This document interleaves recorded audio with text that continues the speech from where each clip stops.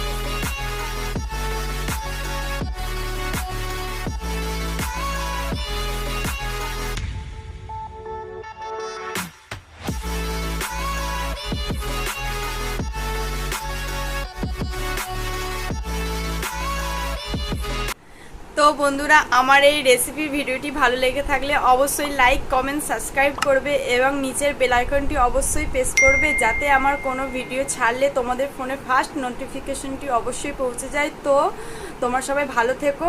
আজকের মতো টাটা। পরের ভিডিও খুব তাড়াতাড়ি আসতে চলেছে। তো বাই।